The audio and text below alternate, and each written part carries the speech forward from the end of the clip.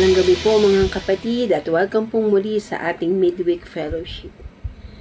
Salamat po sa Panginoon at muli po tayo nagkasama-sama sa gabi pong ito. At upang pasimulan po ang ating mga gawain, narito po ang anointing band upang maghandog po sa ating mga espiritual na awitin. Muli po, sa Panginoon po ang pinakamataas na papuri at pasasalamat.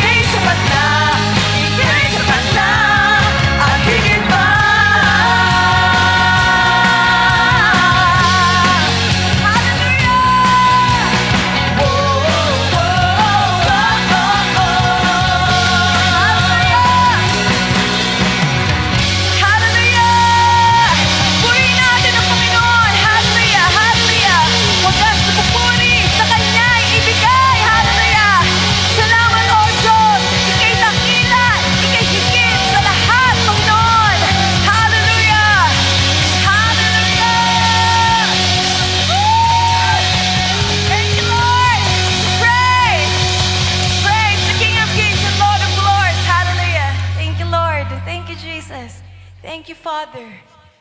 Thank you, Lord. Hallelujah. Salamat, Panginoon. Salamat, O Diyos, sa bawat biyayang tinatanggap namin na higit sa sapat, Panginoon. Hallelujah. Tunay ang wala nang hihigit pa sa pag-ibig mo, sa kabutihan mo, Panginoon, sa katapatan mo, O Diyos. Hallelujah, hallelujah. Hayaan mo na sa oras na to, maibigay namin sa'yo, maibalik namin sa'yo yung kapurihan, yung pasasalamat, yung wagas na pagpupuri, na may kagalangan, Panginoon, sa aming puso, ang aming mga boses, ang aming mga kamay, ang aming buhay, ang aming kalakasan, Panginoon. Ikaw ang lahat ng nagbigay nito sa amin, O Diyos. At Ikaw yung nagbibigay sa amin ng dahilan kami makapagpuri, makapagpasalamat. O Diyos, andyan lang ang pagsubok, andyan ang karamdaman. Pero Panginoon, naniniwala kaming higit ang pangalan mo sa lahat ng ito, Lord. And Lord, we believe in you. We believe in your power. We believe in your name. We believe in the Holy Spirit, Lord. Hallelujah, Lord. Filled in this place, Lord Jesus. Fill us with your grace. Fill us with your Spirit, O Lord. Hallelujah. At patuloy nga po namin kayong papupurihan at pasasalamatan. Panginoon, hindi kami karapat-dapat, Lord, sa biyaya mo, sa pag-ibig mo, sa dugo mo, Panginoon. Pero Panginoon, tinanggap mo kami sa aming karumihan, sa aming kasalanan, sa aming mga kamalian. At naririto kami ngayon, malaya kami nakakapagpuri. Ito'y dahil lamang sa iyo, Panginoon. We thank you, Lord, for this privilege, Lord, to worship you in spirit and in truth, Lord. At Panginoon, tanging gagawin na lamang namin ay magpupuri, magpapasalamat, at itataas ang iyong pangalan. You deserve all the glory and honor and power, Lord. Hallelujah, hallelujah. We continue to praise your name and we lift your name on high, Lord, the King of Kings and Lord of Lords. Minsan pa, mga kapatid, sa ating puso, sa ating buhay, ihayag natin ang kanyang kabutihan, ang kanyang katapatan. Iawit natin ang kanyang pag-ibig at pag-asa sa ating mga puso. Kasama natin ang Diyos, ang Hari ng mga hari. At sama-sama natin siyang papurihan. Alalahanin natin ang kanyang kagandahang loob. Hallelujah. Salamat, Panginoon.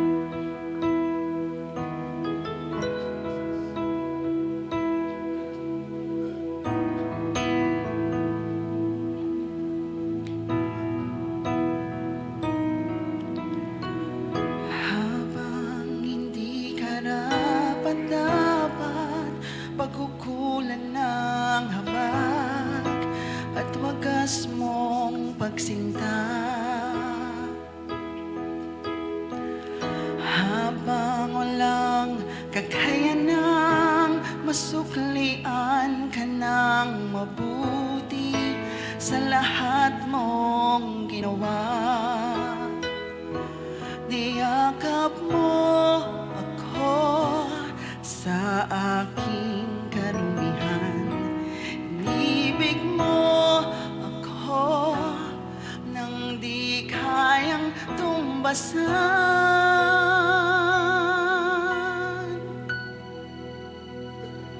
O Diyos ng katarungan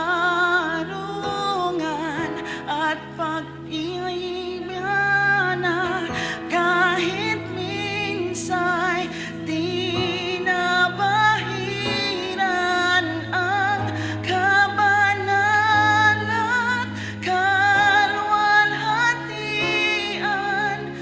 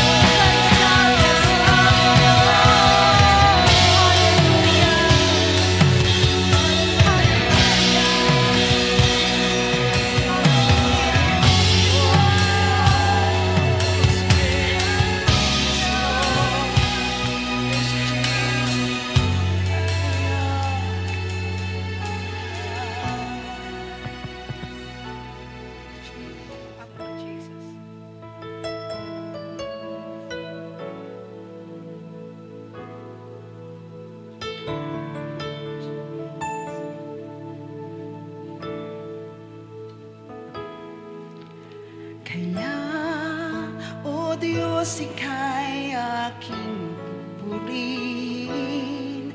Sa buong mundo'y aking aawitin. Dakila ang iyong katapatan, pag-ibig mo'y walang hanggan, walang hanggan. Dakila ka, O Diyos, tapat kang tunay, pagmula pa sa ugat ng aming lahi. Mundo'y magulaw man, maaasahan kang lagi, maging hanggang wakas nitong buhay. Dakila ka, O Diyos, sa habang panahon, katapatan mo'y matibay na sandigan. Sa bawat bihati, tagumpay malay naroon. Daluyan ang pag-asa kung kailangan hinahon. Pag-ibig mo'y alay sa'min doon hanggang ngayon. Sa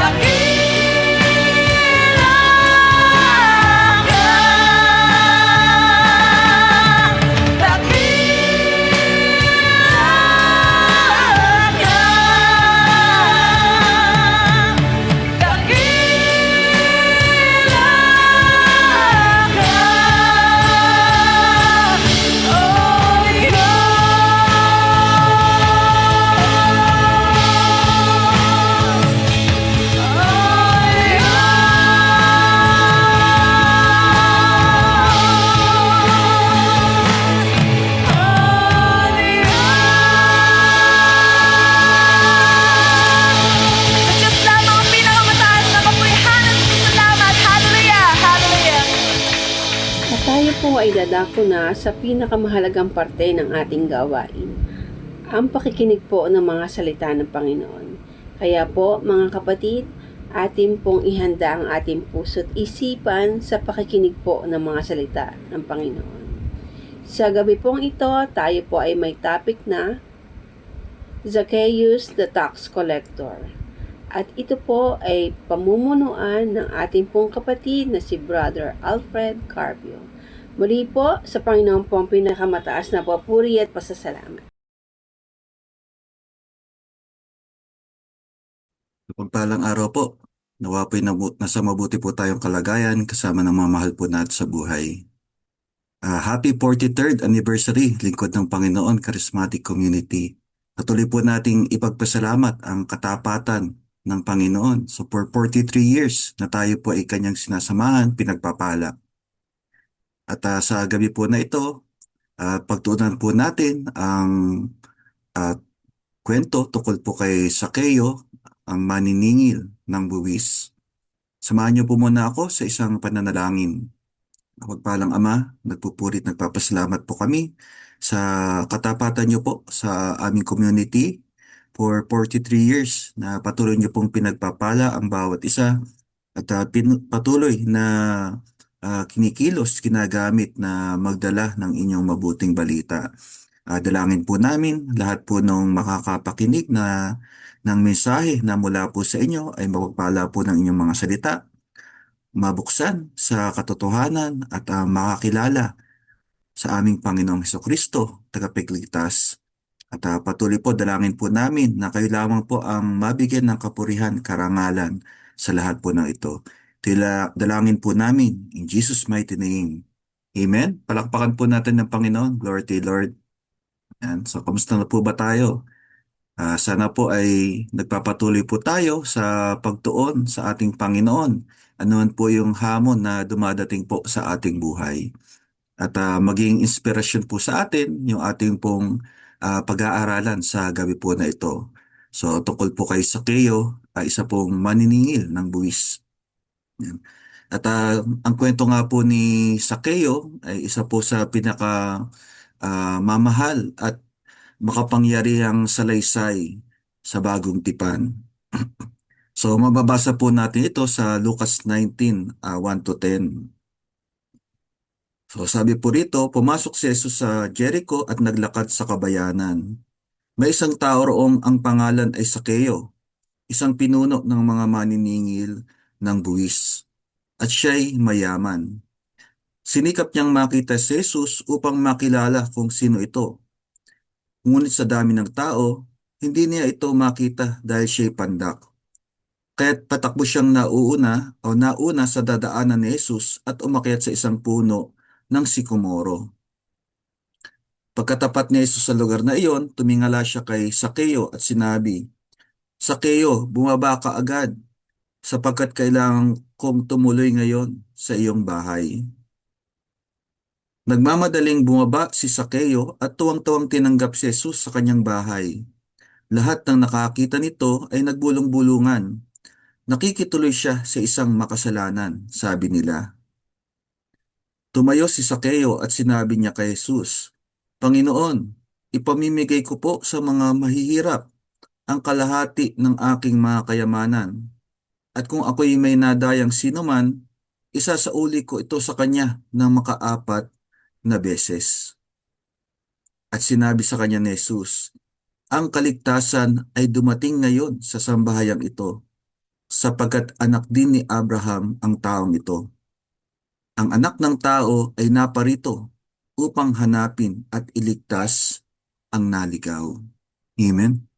Yan. So bagamat maiksi lang po, so 10 verses lang po itong Lucas 19, okay, so 1 to 10, yan. So ito po ay patungkol sa encounter po ni Sakeo at ng Panginoon. So bagamat maiksi lang po, ay napakayaman nung mensahe po na ipinaabot po sa atin.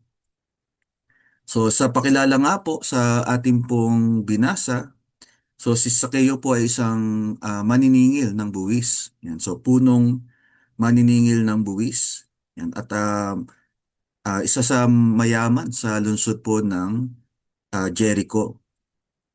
At ito po ay nung panahon po na ito ay patungo po ang Panginoon sa Jerusalem at dumaan po siya sa Jericho.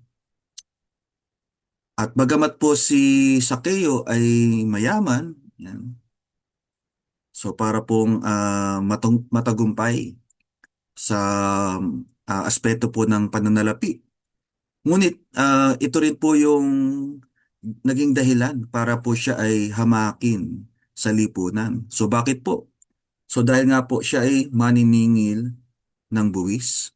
Yan. At ito po ay nung unang siglo sa Palestina, itinuturing po na mga kapwa Hudyo na taksil yung mga maniningil ng buwis.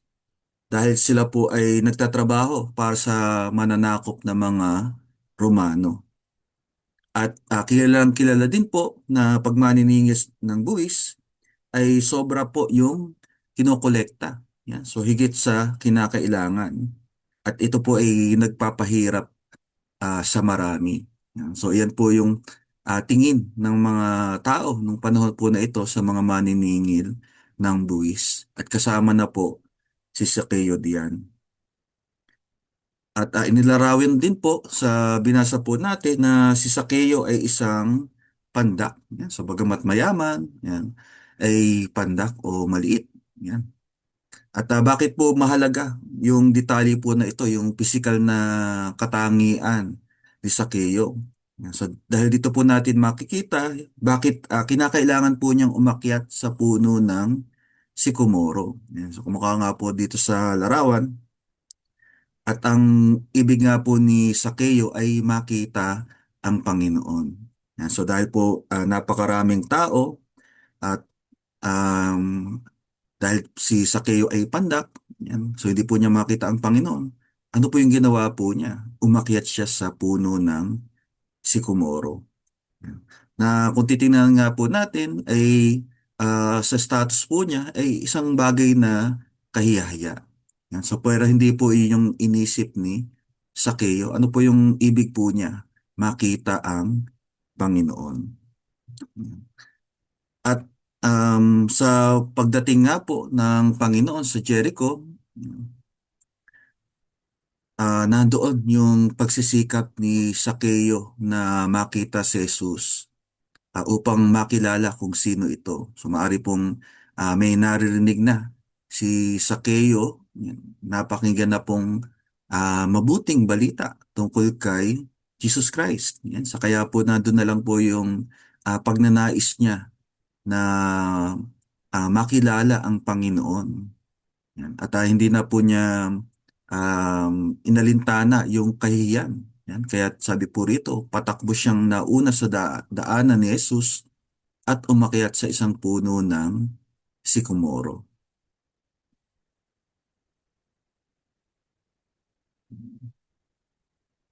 So hindi po naging hadlang. Yan. So yung pong kaliitan o yung pagiging pandak ni Sakeo, so hindi po siya sumuko. Yan. So patakbo. Um, Sabi po rito, patakbo siyang nauna sa dadaanan ni Jesus at umakyat sa isang puno ng sikomoro. Yan. At mari pong laking gulat ni Sakeo. Bakit po? Yan. So sabi rito, pagtapat ni Jesus sa lugar na iyon, tumingala siya kay Sakeo at sinabi, Sakeo, bumaba ka agad sapagkat kailangan kong tumulay ngayon sa iyong bahay. Amen. So maaaring hindi po alam ni Sakeo na siya pala yung pinagsadya ng Panginoon. Na yung desire po niya, yung pagnanais po niya na makita, makilala ang Panginoon, ay ganun din pala ang Panginoon. Na ibig po ng Panginoon, so bagamat maraming tao po doon, ay tumuloy sa bahay ni Sakeo. So dito na po nagbago yung lahat nung lumapit si Jesus sa puno ng sikomoro at tinawag si Sakeo. At tinawag po, imagine, tinawag po ni Jesus Christ si Sakeo sa kanyang pangalan. At sabi nga, Sakeo, bumaba ka agad sapagkat kailangan kong tumuloy ngayon sa iyong bahay. Amen. So, at dahil nga po, ganun na lang po yung pagnanais ni Sakeo na makilala ang Panginoon. Ano po ginawa niya? Nagmamadaling bumaba si Sakeo at tuwang-tuwang tinanggap si Jesus sa kanyang bahay. Amen. So take note po, ano yung um, ginawa ni Sakeo, ano po yung inexpress, yung pinakita ni Sakeo nung marinig po niya yung panawagan ng Panginoon. So nagmamadali. Yan. So hindi na po nag-hesitate si Sakeo, bumaba siya sa puno ng sikomoro at tuwang-tuwang tinanggap si Jesus sa kanyang bahay. Yan. Lamang, yun ang mga nakarinig po na ito, nung sa sinabi po ni Jesus na tutuloy si si Jesus Christ sa bahay ni Sakeo, ano po yung sinabi ng mga nakakita? Sabi rito, lahat ng nakakita nito ay nagbulong-bulungan. Nakikituloy siya sa isang makasalanan, sabi nila. Amen. So bakit po sila nagbulong-bulungan? Dahil sinabi nga po ni Jesus Christ na makikituloy siya sa bahay ni Sakeo.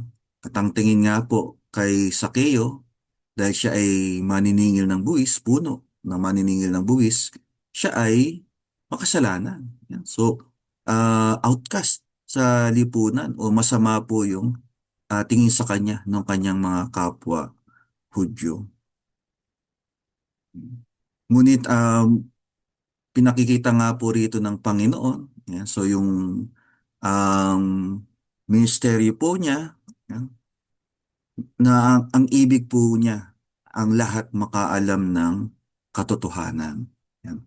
At ang katotohanan nga po, ang totoo, lahat naman po makasalanan. So wala pong karapat-dapat sa harapan ng Diyos. Pero sa kabila po nun, pinagsadya po tayo ng Panginoon. So hindi lang po si Sakeo, tayo pong lahat ng mga makasalanan. Paano po? Nagkatawang tao o ang Panginoon. Yan. Na bagamat siya'y Diyos, hindi po siya nagpumilit na manatiling kapantay ng Diyos. Hinubat yung katangian niya na pagka-Diyos.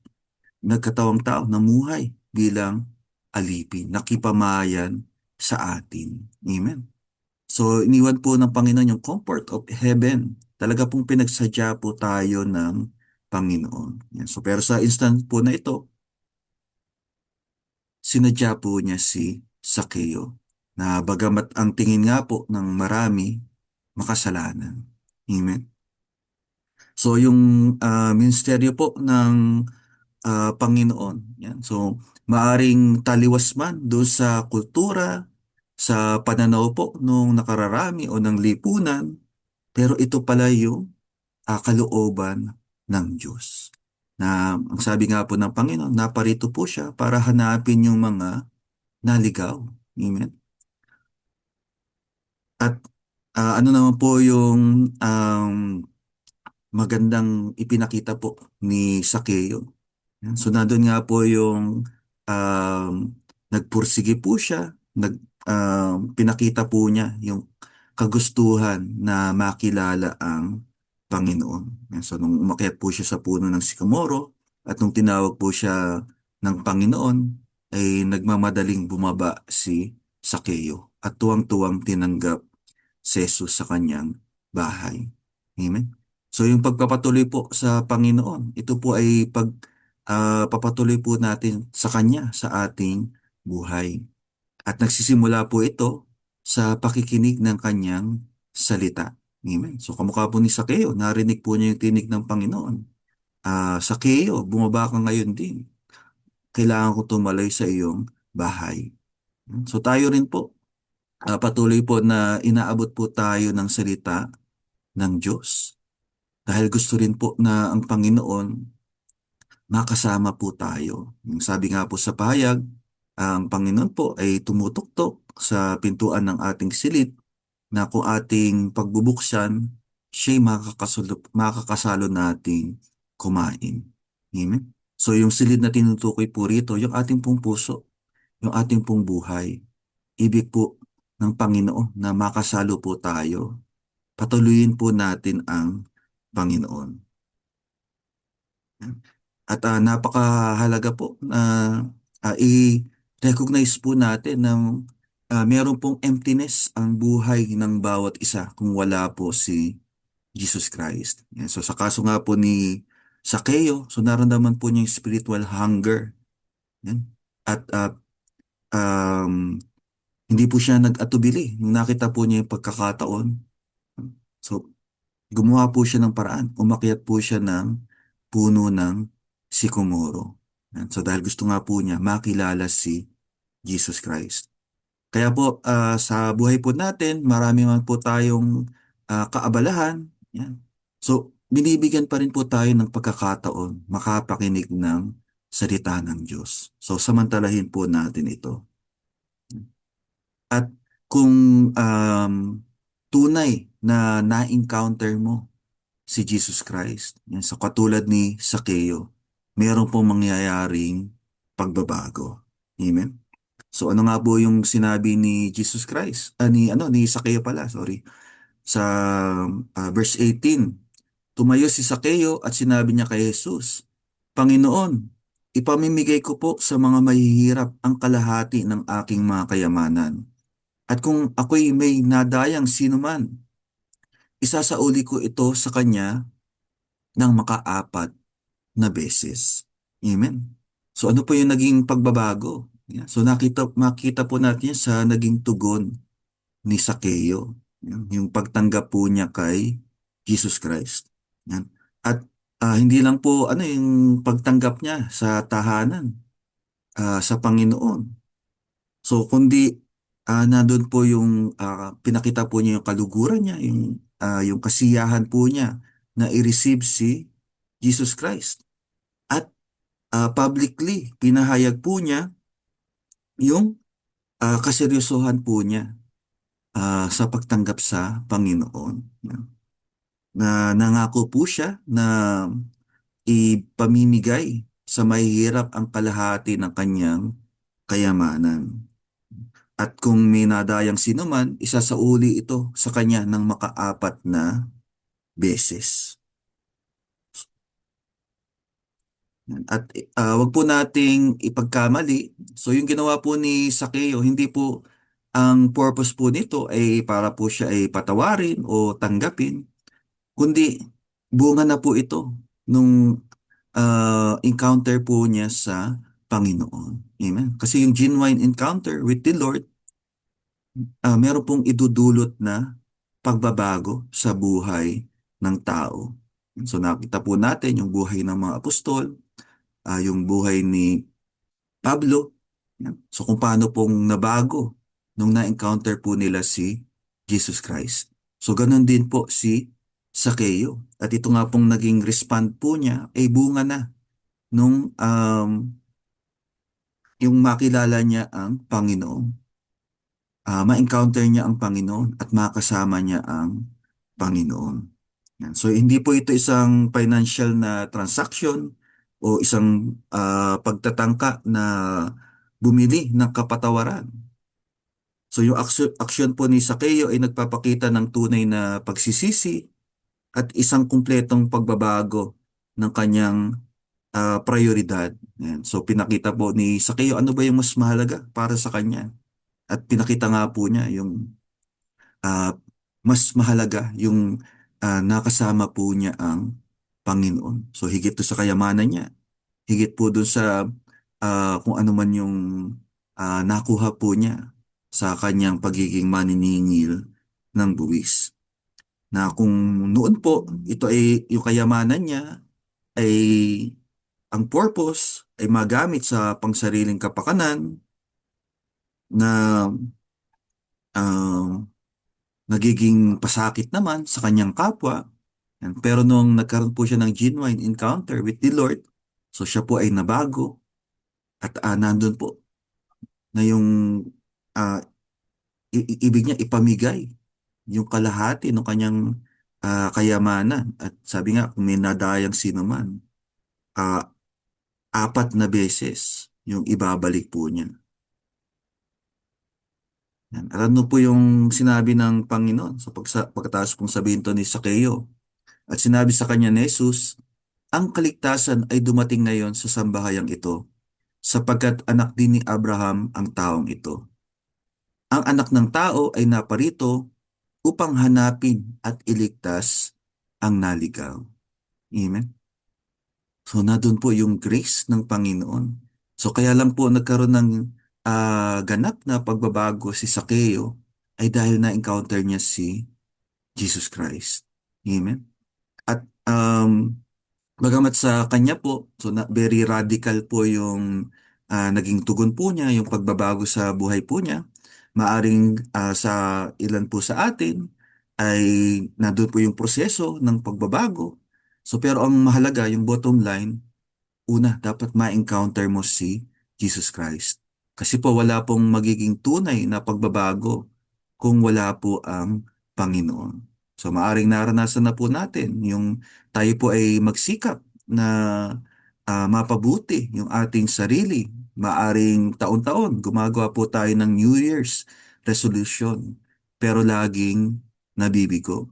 So ano lang po yung ganap na makapagpapabago sa atin, yung tayo po magkaroon ng relasyon sa Panginoon. At yung genuine encounter with the Lord. So na doon po yung restoration. Amen.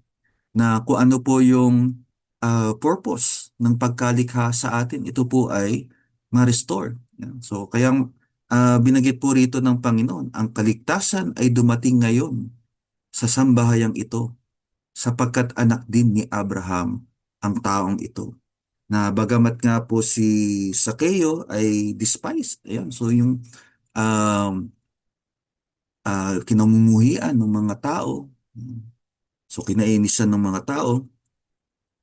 So kung sa lipunan ay hindi po siya katanggap-tanggap. So pero nung nagkaroon po siya ng genuine encounter with the Lord, so siya po ay nabago. So yung pong pagiging anak ni Abraham, so meron po tong implikasyon sa lipunang ano yung ginagalawan ni Sakeo. Ah, at higit po, may implikasyon po ito sa kanyang buhay spiritual. Amen. So kasi yung binanggit po rito, kaligtasan, anak ni Abraham. Yan. So kasi nga po yung mga Hudyo, ayan, yung ah, mula sa lipi o lahi ni Abraham ay bayang hinirang ng Diyos. Amen. Bayang ibinukod ng Diyos para sa Kanya. Amen. At ito po na-restore kay Sakeo because of Jesus Christ. Yan. So pinatibay ng Panginoon yung naging tipan ng Diyos kay Abraham. At ang pangako nga po, hindi lang si Abraham o yung kanyang mga magiging anak, kundi yung maraming bansa ay pagpapalain sa pamamagitan po niyan. Amen. At ito pong si Sakeo, sabi ng Panginoon, anak din ni Abraham. At pag sinabi pong anak o lipi ni Abraham, tagapagmana ng mga pangako ng Diyos. Amen? Pero si Sakeo lang po ba? Yun lang po bang mula sa bayang Israel? Hindi po. Kundi lahat din ng tumanggap na nalig kay Jesus Christ. Amen? At tulad po ni Sakeo, ang bawat isa rin po sa atin, parang tupang naligaw. Yan. So walang pastol, pero hinanap po tayo ng Panginoon. Yan. At sabi nga po, paano po tayo pinahalagahan ng Panginoon? So, iniwan yung siyam na tupa para hanapin yung isang nawawala. So talaga pong pinagsadya tayo ng Panginoon. Yan. At ito po ay nakamit, yan, so kumuha kay Sakeo, hindi po dahil sa mga ritual o relihiyosong pagganap. Yan. So hindi po ito dahil sa mabubuting gawa o pagsunod sa kautusan. Kasi kung titingnan po natin from the start, talaga palang si Sakeo yung pinagsadya ng Panginoon. Amen. So hindi lang po dahil umakit ng puno ng sikumoro si Sakeo, talagang um, plano na ng Panginoon. Yan. Kaya pumunta sa lugar na yon ng Jericho para pagsadyain si Sakeo. Para si Sakeo magkaroon ng personal encounter with the Lord. Amen. At ganun din po sa atin. Ibig ng Panginoon, magkaroon po tayo ng personal na relasyon sa Kanya. At tayo po patuloy na pinagsasadya ng Panginoon.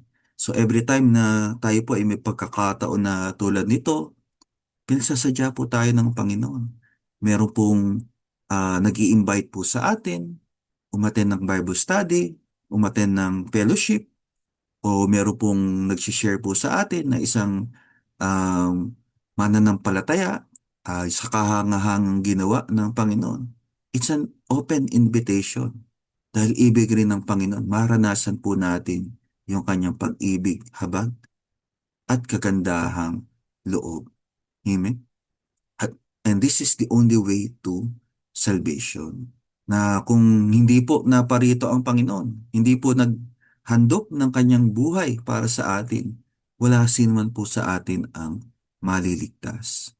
So sabihin man po natin, tayo po ay maraming nagagawang mabuti, na ibibigay sa iglesia, nagagawang paglilingkod, mabuting bagay sa ating kapwa, hindi po yan sasapat. Isa lang yung naging sapat na kabayaran para po pawiin, linisin po tayo sa anumang kasalanan. Iyan po yung ginawa para sa atin ni Jesus Christ. Amen. At very personal po yung pagtawag sa atin ng Panginoon. Katulad kay Sakeo. Kung babalikan nga po natin, paano tinawag si Sakeo? Tinawag siya ng Panginoon sa kanyang pangalan. Ganyan din po yung sinabi rito sa Isaiah 43:1. Israel, Ito ang sinasabi ni Yahweh na lumikha sa iyo.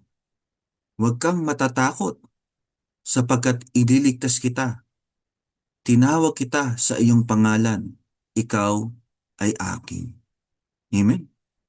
So, sa panahon po natin ngayon, so marami pong tao, takot, nag-aalala. Baka dumating yung big one.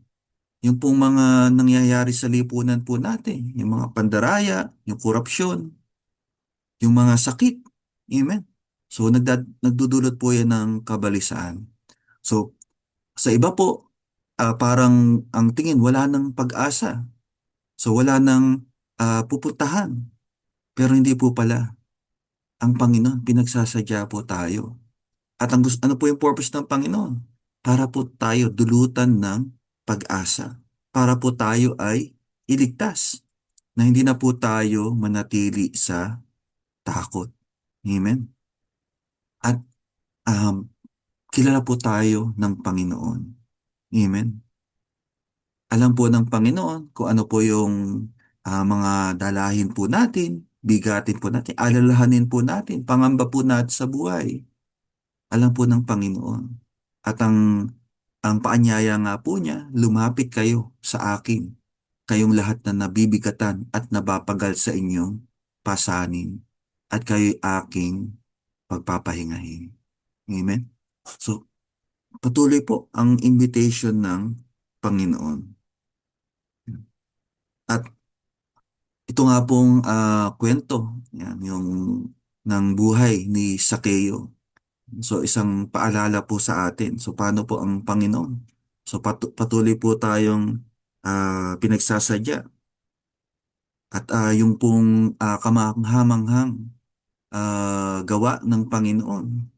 Nagpapakita po na sino man din po, ano man po yung nagawa mo, yung bigat ng kasalanan na nagawa mo. Amen. Hindi po yan reason para hindi ka maabot ng biyaya ng Panginoon. So sa halip nga, ang gusto ng Panginoon, makalaya ka dyan. Pawiin lahat. Amen. Linisin ka sa anumang kasamaan. At pagpalagay na po natin, si Sakeo, kinakatawan po niya yung pinakahamak sa mga tao na tiniwalag na ng lipunan o hindi na tinanggap ng lipunan na dahil siya ay makasalanan. Ngunit hinanap pa rin ng Panginoon. At sa kanya pong pagtanggap, yan, so paano po yung pagtanggap? Pinatuloy ng Panginoon sa kanyang tahanan, si Jesus Christ. Nang sinabi ng Panginoon, kailangan kong tumuloy sa bahay mo. So nandun po yung hindi na nag-atubili si Sakeo at nandun yung kasiyahan na tanggapin ang Panginoon. Amen? At dito po, ano yung binunga nito? Yung pagbabago kay Sakeo. At nasabi nga niya, bibigay niya sa mga dukha, yung kalahati ng kanyang kayamanan. Ibabalik kung meron mang siyang dinayan ni sinuman, 4 na beses. So ang Panginoon po, na, bagamat totoo po, tayo po ay makasalanan, marami po tayong maling ginawa, yan. Pero hindi po yun yung tiningnan sa atin ng Panginoon. Hindi po yun yung pinagtuunan ng Panginoon, yung dati nating buhay, dati nating pagkatao, kundi kung ano tayo um, sa Kanya. Amen. Na kung tatanggapin po natin, pananaligan po natin yung sinabi ng Panginoon, yung kaligtasang ino-offer ng Panginoon, tatanggapin po natin. Nandun po yung kung ano po yung maaring maging tayo. Amen. At lahat nga po nung tumanggap at nanalig kay Jesus ay binigyang ng karapatang maging anak ng Diyos. Amen. So ito na po yung restored um, status po natin o yung magiging katayuan po natin sa harapan ng Ama. So bagamat lahat po ay nilikha ng Diyos, pero hindi po lahat ay anak ng Diyos. Sino lang po yung binigyan ng karapatang maging anak ng Diyos? Yung tumanggap na nalig kay Jesus Christ. Amen? At nung tumanggap nga po si Sakeo, at ito po, um, nireceive po niya si Jesus Christ. So the only way to the Father, amen, tinanggap, pinanaligan, nagkaroon ng pagbabago. Amen? At wala nga pong sino man ang hindi kayang abutin ng um, pagpapala ng Diyos. So, ang totoo po, nandun po yung habang kagandahang loob ng Diyos na ibig po ng Panginoon maranasan ng lahat. Ayaw po ng Panginoon na sino man ay mapahamak. Lamang, ginawa po tayong malaya ng Panginoon. Kaya, kailangan po magdesisyon po tayo. Tanggapin po natin yung ino-offer ni Jesus Christ. So, kung tayo po ay sa Panginoon na, so paano rin po ba natin tinitingnan yung ating kapwa? So, di po ba bilang mga mananampalataya, tumanggap po tayo ng dakilang komisyon na sabi ng Panginoon, humayo kayo, gawin yung alagad ko ang lahat ng tao sa lahat ng mga bansa. Amen? So sa ating paghayo, paano po natin tinitingnan yung ating kapwa? Kung halimbawa po ba, may ma-encounter tayo, eto, napakasama po nito, hindi na tumaliligtas. So ganun po ba yung tingin po natin sa ating kapwa? So wag po. Ang totoo, lahat po tayo binayaran ng Panginoon ng malaking halaga. So walang sino man po sa atin ang karapat-dapat. Amen. Tayo po pinagpakitaan ng habag. So ganun din po, dapat yung maging tingin natin sa ating kapwa. So gaano man sabihin na kasama o hindi katanggap-tanggap sa lipunan, nandun pa rin po yung malasakit ng Panginoon. At tayo rin po tinuturuan ng Panginoon na umibig, magpahalaga sa ating kapwa tulad ng ginawa po niyang pagpapahalaga sa atin. Yan. At yung pagbabago nga po. So, sa ginawa nga po ni Sakeo, yung, yung sinabi po niya sa Panginoon, yung ibabalik kung may nadayang sino man, 4 na beses. So actually po, higit pa po yun sa hinihingi nung kautusan. Kasi ano po yung sinasabi sa kautusan? So dito sa Levitico 6:1-5, sinabi pa ni Yahweh kay Moises, nagkakasala ang sinumang magkaila tungkol sa isang bagay na inihabilin sa kanya, ang sumira sa kasunduan, ang magnakaw, o magsamantala sa kapwa, at ang mag-angkin ng isang bagay na napulot at manumpang iyon ay wala sa kanya. Yeah. So, very timely po yung message. May mga issue po na ganyan na tungkol po sa pangurakot, sa korupsyon. Yan. Kasalanan po lahat yan. Yan. So, hindi po katanggap-tanggap, kalugod-lugod sa Panginoon. Sabi sa verse 4, babayaran niya ang kanyang ninakaw o anumang napulot o inihabilin na inangkin niya. Yan. So, meron po ba tayong nababalita na ganyan? Ibabalik niya ang alinman sa mga ito at daragdagan pa niya ito ng ikalimang bahagi ng halaga niyon sa araw na maghandog siya para sa kasalanan. Amen. So, totoo po, kasalanan po yon yung lahat ng nabanggit po rito at yung hinihingi po ng kautusan. So, ibalik. At may pataw eh. So, ano po yung dapat na karagdagan? Ikalimang bahagi. Yan. So yung ikalimang bahagi po yun, kung susumayin, 1/5, ano po yun? 20%. Yan. So imagine po, kung familiar po tayo sa pag-iika po, yung pag-iika po, yung binibigay para sa templo, 10%. Amen. Pero kung may dinaya ka na sino man, na ninakaw, napulot, inangkin mo, yan, kailangan mo ibalik 1/5. So that is 20%. So imagine more than doon sa ginagawang handog. Yan. So yung 10% or ikapu. Yan. Para sa kasalanan. So yan po yung hinihingi ng kautusan. Amen. At sabi po dito sa Ezekiel 33:14-15, tungkol sa masama, sinabi kong siya ay mamamatay. Gayunman, kapag tinalikuran niya ang kasamaan at nagbagong buhay, tumupad sa kanyang pangako, isinauli ang kanyang mga ninakaw, sumunod sa mga tuntunin ng buhay, at hindi na gumawa ng anumang kasamaan, siya ay mabubuhay. Yan. So baka yung iniisip ng iba, ibabalik na lang. Yan. So okay na. Pero sabi po rito, ah, tinalikuran yung kasamaan, nagbagong buhay, tumupad sa pangako, isinauli. So isa lang po doon. Isa lang yung, part lang po yung isauli o isinauli yung kanyang ninakaw. So dapat kasama po doon yung pagtalikod sa kasalanan, pagbabagong buhay, pagtupad sa pangako, pagsunod sa tuntunin. Yan. Sa Word of God. At hindi na gumawa ng anumang kasalanan o kasamaan. Sin no more.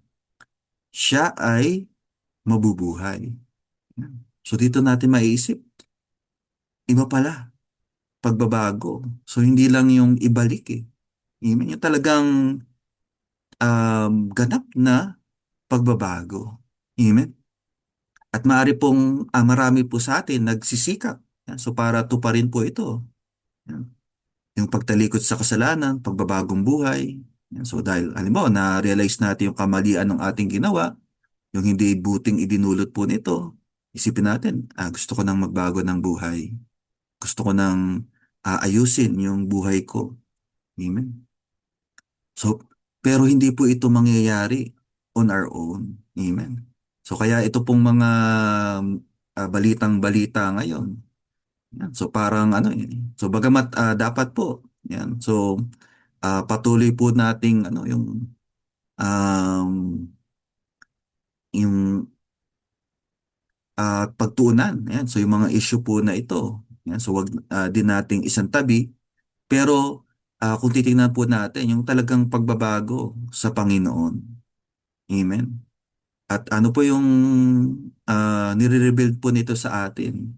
So wala pong genuine change, wala pong tunay na pagbabago kung wala po si Jesus Christ. At yung binagong buhay din po, nakikita doon sa buhay nung mananampalataya. Amen. So hindi rin natin claim na dahil ako yung mananampalataya, naniniwala ako sa Diyos, etc., etc. Pero kung wala naman pong nakikitang pagbabago sa buhay po natin, hindi po talaga tayo sa Panginoon. So baka hindi po talaga tayo mananampalataya. Dahil yung meron pong encounter sa Panginoon, mapabago yung buhay. May pagbabago. Amen.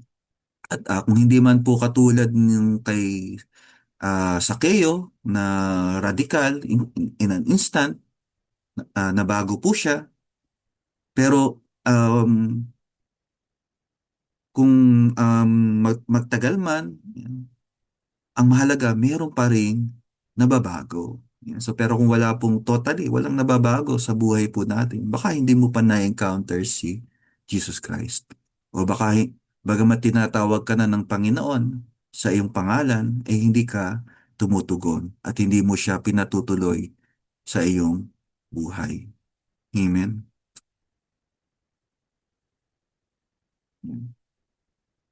So si Sakeo po, yan. So nung na-encounter po niya si Jesus Christ, yan. So nabago yung kanyang buhay. Yung sabi nga niya, Panginoon, ipamimigay ko po sa mga mahihirap ang kalahati ng aking mga kayamanan. Yan. At yung pagbabago, higit doon sa, baka inisip lang po natin. Um, so okay na, save naman ako eh. Hindi ko naman kailangan sumunod sa kautusan. That's not the way to salvation. Hindi po. Kung ikaw ay tunay na ligtas, natutupad sa iyo yung hinihingi ng kautusan. At higit pa, yan, tingnan mo kay Sakeo eh. Higit pa po doon sa hinihingi. Yan, so yung hinihingi lang, one fifth ba? 20%. Ang isa sa uli niya, kung may nadaya siyang sinuman, makaapat na beses. So hindi lang po 100%, hindi lang 200%, hindi lang 300%, 400% yung ibabalik niya kung siya po ay may nadayang sinuman. Amen? So, nangyari lang po yan kung ang tao po tunay na nakakilala sa Panginoon. Tunay na nabago yung buhay dahil kay Jesus Christ. Amen? At kung babalikan po natin yung mga unang bahagi ng sa Lucas, yan, mababasa naman po natin yung tungkol doon sa isang binatang mayaman. Yan, di ba? May similarity po sila ni Sakeo, pareho silang mayaman. Yan. So sa Lucas 18:22 to 23, yan, so nung after nga po na una po yung binatang mayaman lumapit kay Jesus Christ. So parang ano yung tanong niya, paano mapupunta sa langit o paghaharian ng Diyos. Yan, so binanggit niya na tutupad niya na yung sinasabi sa mga kautusan. At ano po sabi ng Panginoon? Pagkarinig nito ay sinabi ni Jesus, isang bagay pa ang kulang sa iyo. Ipagbili mo ang lahat ng iyong ari-arian at ipamahagi ang pinagbilhan sa mga dukha at magkakaroon ka ng kayamanan sa langit. Pagkatapos ay bumalik ka at sumunod ka sa akin. Nalungkot ang lalaki nang marinig iyon sapagkat siya'y napakayaman. So ano po yung napakalaking kaibahan ng nangyari sa binatang mayaman at kay Sakeo? So yung binatang mayaman, hindi po niya nagawang talikuran yung kanyang kayamanan. So ibig sabihin, nandun yung puso po niya. Amen? Yun yung Panginoon niya. Amen? At huwag po natin ipagkamali, hindi po ang masama ay yung pagiging mayaman. Yan, ibig sabihin, dahil mayaman si Sakeo, mayaman yung binata ay masama na sila. So, ang malinaw po, sabi po sa salita ng Diyos, yung pag-ibig sa salapi, sa kayamanan. Amen? Ito yung kasalanan. Amen? At kamukha po nito, mas inibig yung kayamanan. So, hindi nagawang tumugon doon sa panawagan ng Panginoon. Samantalang si Sakeo, so nabago yung priority, nung nabago yung buhay po niya, na-encounter niya si Jesus Christ, nabago yung priority. Hindi na kayamanan, kundi ang Panginoon. Amen? So ito po yung tunay na pagsisisi. So nagbubunga po nung pagbabago. So hindi lamang po yung tinanggap ang Panginoon yan, o pinakinggan yung salita ng Diyos. So kamukha po ni Sakeo. Yan. So kasi marami rin po narinig din nila yung tinig ng Panginoon, yung mga pangako ng Panginoon, pero hindi lahat napagpala ng salita ng Diyos. Bakit? Kasi hindi lahat tumanggap doon sa kanilang narinig. Yan. So kamukha nito, binatang mayaman, na-encounter din niya si Jesus Christ. Nakausap din niya ang Panginoon. Pero hindi nabago. Kaya hindi po niya naranasan yung pagbabago na naranasan ni Sakeo. Ano, sabi nga, malungkot eh. Amen. So, yun po yung mangyayari unless we surrender ourselves to the Lord. Accept Him as our Savior, the Son of the Living God. Doon lang po magkakaroon ng genuine change. At yung tunay na pagbabago, nakikita po yun sa buhay ng mananampalataya. Amen? Yan. At ang kaloob nga po na yan, ang idudulot po niyan, buhay sa pamamagitan ni Jesus Christ. Buhay na hantong sa langit, buhay na kasiyasiya. Sabi po sa Mika 6:8, itinuro na niya sa iyo kung ano ang mabuti. Ito ang nais ni Yahweh, maging makatarungan ka sa lahat ng bagay. Patuloy mong mahalin ang iyong kapwa at buong pagpapakumbabang sumunod ka sa iyong Diyos. Amen? So yung may genuine encounter po with the Lord, mababago yung buhay. At yung binagong buhay, nakikita po. So kung dati, yan, so nandun yung pandaraya, pagnanakaw, ngayon, nandun yung pagiging makatarungan sa lahat ng bagay. Nandun yung malasakit, yung pag-ibig sa kapwa, at pagpapakumbabang sumusunod sa Diyos. Amen? So, nandun yung humility. Amen? Na, totoo naman po, hindi po mangyayari ang lahat ng ito. Sabihin naman po na nakapaglilingkod na po tayo. So, we're serving in the community.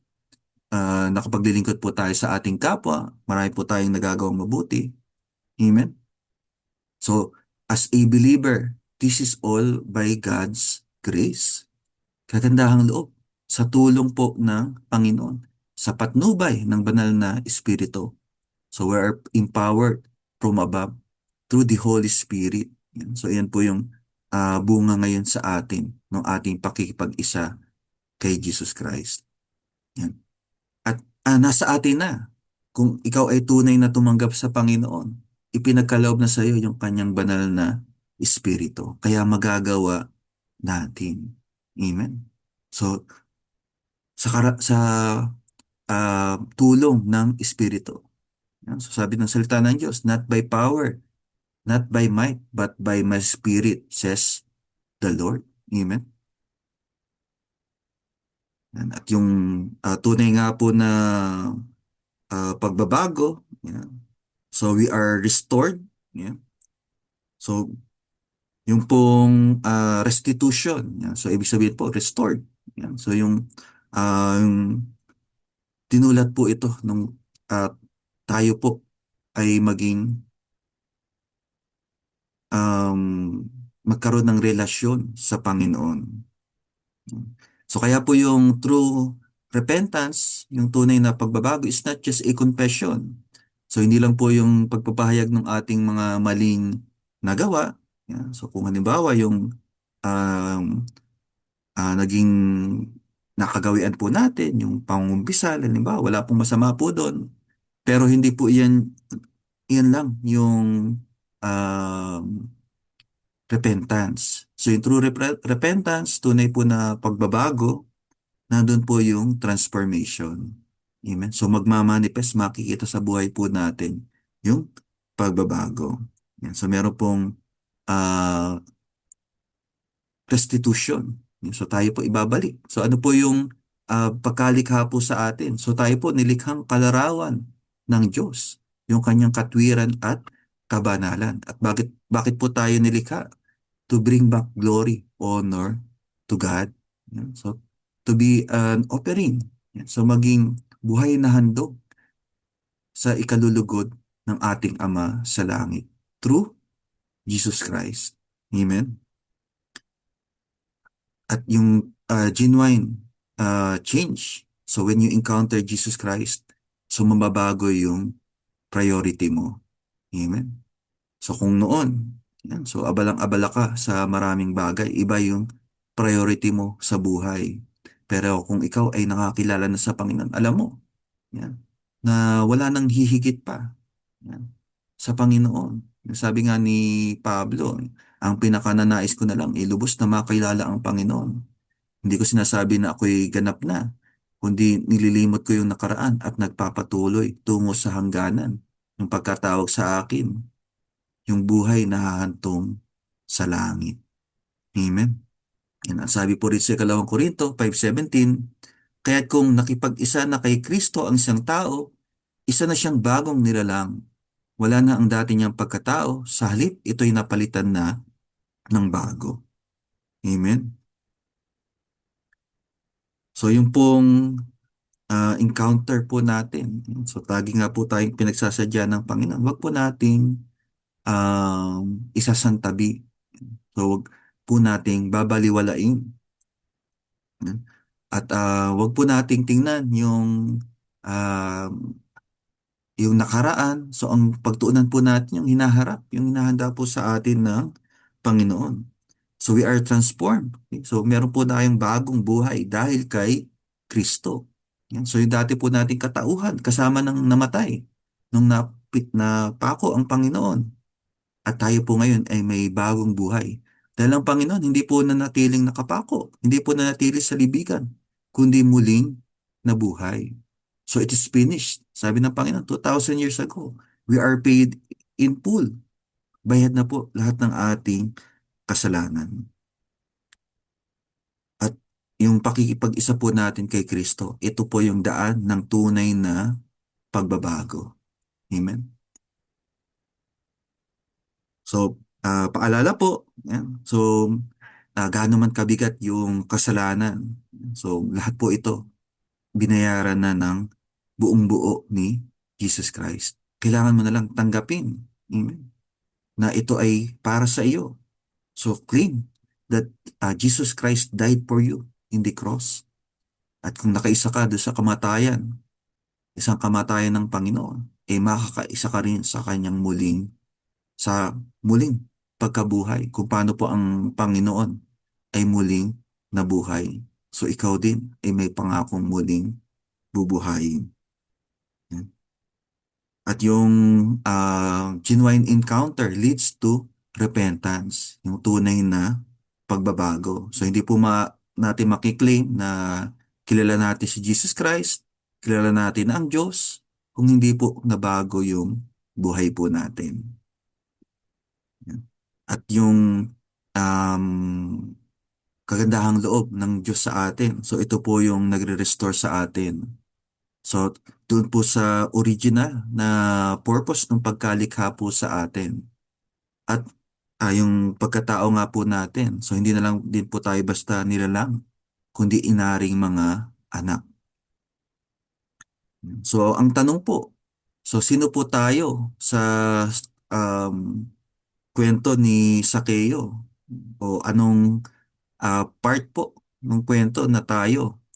So nandun po ba tayo na nung una, kamukha ni Sakeo, ay natatanawan lang sa malayo si Jesus Christ? So marami rin po ang mga tao ang tingin sa Diyos ay napakalayo, nasa langit.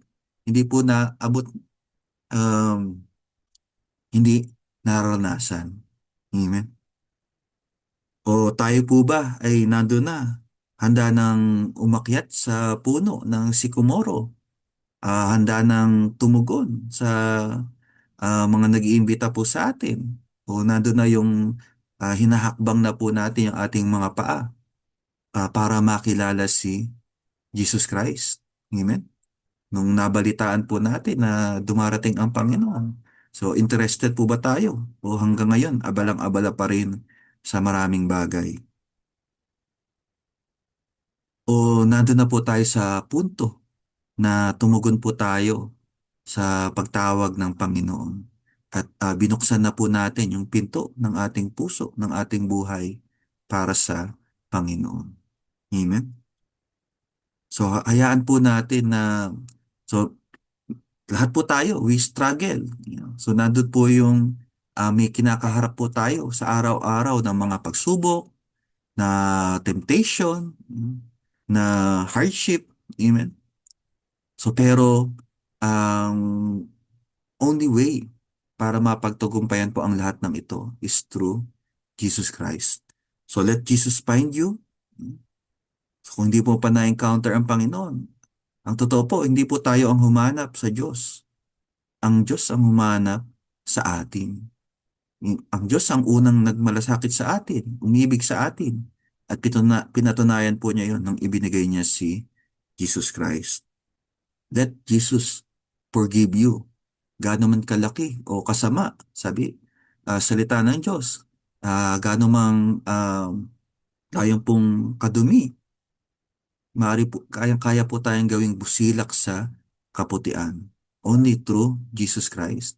So wag po nating isipin na kaya natin. Yan. So magsisikap po tayo para maging katanggap-tanggap tayo sa lipunan, sa ating kapwa, at sa Diyos. So it's not by works. Hindi po sa mabubuting gawa, hindi po sa pagsunod sa kautusan. Isa lang po yung makapaglilinis po sa atin at makapaghaharap sa atin sa Ama ng karapat-dapat. Si Jesus Christ lang po. And let Jesus Christ transform you. Amen. So apart from Christ, uh, hindi po magiging makatotohanan yung pagbabago. Yan. So kung may mabago man, baka panlabas lang. Pero sa kalooban, madumi pa rin. Amen. So sabi po ng Panginoon, bago natin linisin yung sa labas, yung sa loob po muna. At ang tunay na paglilinis, pagbabago, so it begins when we accept Jesus Christ. At yung dati nating katauhan, limutin na po natin, iwanan na po, iwaksin na po natin. Sabi sa Isaiah 43:18-21, ito ang sabi niya, ilibing mo na sa limot at wag nang alalahanin pa ang mga nangyari noong unang panahon. So kasama na po rito yung, kung halimbawa po may nakasakit po sa atin, meron pong hindi magandang karanasan po tayo, lahat po yun, isuko natin sa Panginoon. Ang tuon po natin sa hinaharap, ang tuon po natin kay Jesus Christ. At ano po yung pangako? Sabi sa 19, masdan mo, ako ay gagawa ng isang bagong bagay. Ito'y nagaganap na. Hindi mo pa ba makita? Gagawa ako ng isang daanan sa gitna ng disyerto at magkakaroon ng ilog sa lugar na ito. Pararangalan ako maging ng mababangis na hayop gaya ng mga asong gubat at mga ostrich sapagkat nagpabukal ako ng tubig sa disyerto upang may mainom ang mga taong hinirang ko. Nilalang ko sila upang maging aking bayan, upang ako'y kanilang laging papurihan. Amen? So yung kung ang sitwasyon po natin, sa tingin man po natin, napakahirap, napaka-imposible ng mabago. So wala pong imposible sa Panginoon. Yung sa paglalarawan nga po rito. So maging sa gitna ng disyerto, magkakaroon ng ilog o tubigan. Amen. So para may mainom. Amen. So gayon din po, kayang i-restore po tayo ng Panginoon. Baguhin tayo ng Panginoon. Maging kanyang bayan, maging sa Panginoon. At maging daan para mapapurihan ang ating Ama sa langit. Na sa pamagitan po natin, tayo po maging buhay na handog, ganap at kalugod-lugod sa Kanya. Amen?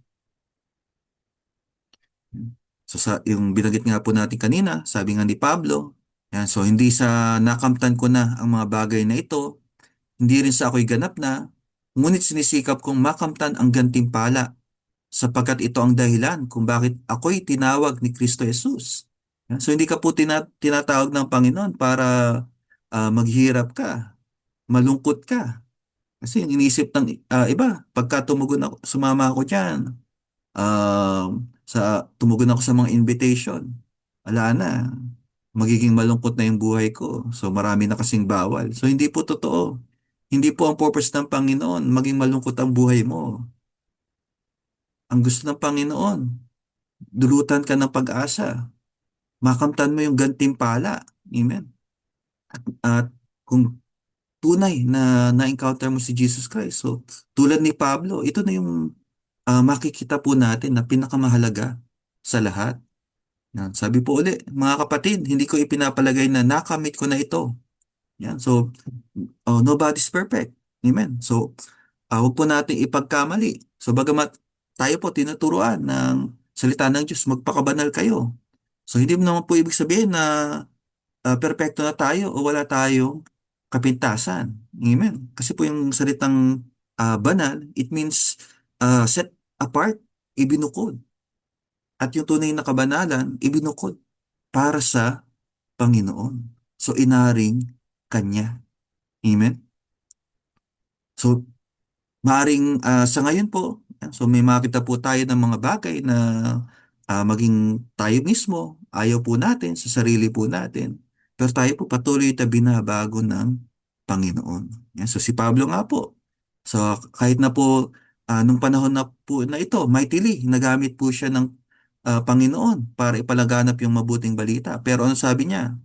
Hindi ko ipinapalagay na nakamit ko na ito. Amen. So hindi niya sinasabi na siya'y ganap na o walang kapintasan or perfect. Amen. Ano ginagawa po niya? Ngunit isang bagay ang ginagawa ko. Habang nililimot ko ang nakaraan at sinisikap na marating ang layuning nais kong makamtan, nagpupunyagi ako patungo sa hangganan upang makamtan ang gantimpala ng pagkatawag sa akin ng Diyos sa pamagitan ni Kristo Jesus, ang buhay na nasa langit. Amen. So hindi rin po ibig sabihin passive. Amen. So pag binago ka ng Panginoon, mas magiging active ka. Amen. So wag po natin ipagkamali na parang ligtas na naman ako eh. Di okay na. Wala na akong gagawin. So dapat nga po dahil ligtas ka na. At ito naman po ay udyok ng banal na Espiritu sa atin. Magsikap po tayo. Amen. Magpunyagi po tayo patungo sa hangganan. So run the race. Magpatuloy po tayo sa ating takbuhin. Amen. So yung pinagkatiwala po sa atin ng Panginoon, pagyamanin po natin, ikalakal po natin. Ibig sabihin po, ibahagi po natin yung kagandahang loob ng Diyos. Amen. Yan. At sabi po sa mga gawa, 3:19, kaya nga mga sisi kayo at magabalik loob upang mga pawi ang inyong mga kasalanan, upang magkagayon ay magsidating ang mga panahon ng kaginhawaang mula sa harapan ng Panginoon. Amen? So God invites us to move forward. Amen? To repent, to turn to God, to sin no more. Amen? So to turn to God, so para po tayo ay linisin sa ating mga kasalanan. Amen? So sa English po, so ang salin po nito, so repent then and turn to God so that your sins may be wiped out, that times of refreshing may come from the Lord. Amen. So narinig niyo na po ba yung awit na yun, yung time of refreshing? So paano po na tayo po parang mananariwa? Amen. So magpapanibagong sigla. Tanggapin po natin si Jesus Christ. Yan. So patungkol po ito sa spiritual renewal. Maging po tayo ay matagal nang tagapakinig ng salita ng Diyos. So para sa atin pa rin po ito. So sa araw-araw, kailangan po nare-renew po tayo, na-strengthen po tayo. At meron na po tayong bagong buhay dahil kay Kristo. Nagpatuloy po tayo. So may mga hamon man po tayong kinakarap, pero we need to move forward. At magagawa po natin dahil kasama natin si Jesus Christ. Sabi po sa 1:12, subalit ang lahat ng tumanggap at sumampalataya sa Kanya ay binigyan niya ng karapatang maging mga anak ng Diyos. Amen? So at bilang mga anak, so yung um, kagandahang loob po ng Diyos, nakatuon po para sa atin. Amen. So may access na po tayo sa grace. So tayo po itinangi sa lahat ng mga nilalang. Amen. So as children of God, iba na po yung estado po natin. So hindi na po tayo mamamayan ng mundo, ng sanlibutan, kundi mamamayan na ng langit. Sabi po sa Efeso 2:10, kung ano tayo ngayon ay gawa ng Diyos. At sa pakikipag-isa natin kay Kristo Jesus, ay nilikha niya tayo para sa mabuting gawa na inihanda niya noon paman upang gawin natin. Amen. So forgiveness, okay, leads to true purpose. Yan. So kung hanggang ngayon, iniisip po ba natin, bakit ba tayo nandito sa mundo? Bakit ba tayo nabubuhay? So we can only find true purpose in Jesus Christ. Amen. So dahil po ang Diyos ang may lalang sa atin, ang may likha po sa atin, siya po yung higit na nakakaalam kung ano yung purpose po, yung layunin ng buhay po natin. At kung for a time or for a very long time, sa mahabang panahon, so na lihis po tayo doon sa purpose po na yun, sa layunin. So dahilan kung bakit po tayo nabubuhay, let us be restored to our true purpose through Jesus Christ. Yan. At kasama po yan, yung tayo po ay humayo. Yan. So ibahagi po natin yung mabuting balita. So this is part of our purpose, our calling to make all nation disciples of Jesus Christ. Kung sabihin man po natin na sa tingin po natin, sa tingin ng kapwa po natin, pinakamasama na sa lahat, napakabigat ng nagawang kasalanan, o sa tingin man po natin parang mahirap ng magbago, huwag po natin pangunahan ng Panginoon. Amen. So, wala pong imposible sa Kanya. Sabi sa Mateo 28:19 to 20, kaya't humayo kayo, gawin ninyong alagad ko ang mga tao sa lahat ng mga bansa. Bautismo niyo sila sa pangalan ng Ama at ng Anak at ng Espiritu Santo. Turuan ninyo silang sumunod sa lahat ng iniutos ko sa inyo. Tandaan ninyo, ako'y laging kasama ninyo hanggang sa katapusan ng panahon. Amen? At nawa po ay napagpala po tayo ng salita ng Diyos. Huwag lang po na napakinggan po natin. Tanggapin po natin, panaligan po natin. Be transformed through Jesus Christ. Mabago po, ma-restore po tayo sa true purpose po, layunin ng pagkalikha po sa atin. Amen? Sama-sama po tayo manalangin, patuloy po tayo magpasalamat sa Panginoon. Lord, sa lahat po Ama, sa pagkakataon po na ito, patuloy nga po na sa inyo po kami tumudulog at maaari po na nandun po yung struggle po namin sa iba't ibang mga bagay. Nandun po na ang pakiramdam po namin na kami po ay ligaw, nahihirapan na magbago o baguhin yung aming buhay. Maaring nandun na naghihirap sa karamdaman, ito man po ay karamdamang pisikal, emosyonal o spiritual. Salamat Panginoon sa salita mo na nagpapahayag na ang ibig nyo na kami ay ma-restore, mabago, magkaroon ng kagalingan, magkaroon ng buhay sa pamamagitan nyo. At Ama, nawa po lahat nung naabot ng live streaming po na ito ay mapagpala po ng inyong mga salita na tunay na magkaroon ng pagbabago sa kanilang mga buhay, tunay na kagalingan at tunay na ma-restore yung purpose nyo po sa pagkalika sa kanila, na kung paano nyo po na sila ay nilikha para sa inyong kararangalan, kapurihan. At Ama, salamat po sa katapatan nyo sa community ng lingkod, na sa pamamagitan po na ito ay patuloy po kaming naabot ng inyong mabuting balita na pagpapala ng inyong mga salita. Ama, dalangin po namin, pagpalain nyo yung aming pong pastor, patuloy nyo po siyang bigyan ng kalakasan, katalinuhan, at pagpalain nyo rin po ang kanyang buong sambahayan. Gayun din po ang bawat manggagawa ng lingkod, ang bawat bahagi po na ito. At dalangin po namin sa inyong kalooban, after 43 years, 44 years, kung ilan man pong taon pa yung ipahihintulot nyo, ay patuloy po kami na humayo, ipangaral yung mabuting balita, gawing alagad mo ang lahat ng tao sa lahat ng mga bansa. Salamat po Ama, at lahat po ng ito, dalangin po namin ay magbigay ng kaluguran, kapurihan sa iyo.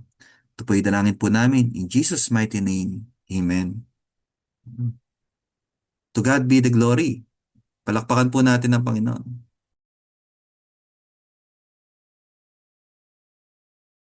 Tunay nga po na nakakapagdulot ng kakaibang kasiyahan na pang-espiritual ang pakikinig po ng mga salita ng Panginoon. Kaya po mga kapatid, marapat lamang na ating suportahan ang mga gawain po ng ating community. Every Wednesday po ang midweek fellowship from 6 to 8 p.m. Every Saturday po ang youth fellowship from 5 to 6:30 p.m. Then every Sunday po ang ating pong Sunday fellowship AM session from 9 to 11 a.m. and then ang PM session po is 2 to 4 p.m. Sa community, ang pastor natin, mahal natin. Ang community po ang lingkod, mahal natin. Pamilya natin, mahal natin. At ang tema po ng taon, tapat na lingkod ni Kristo, buhay na patotoo. God bless us po all po mga kapatid.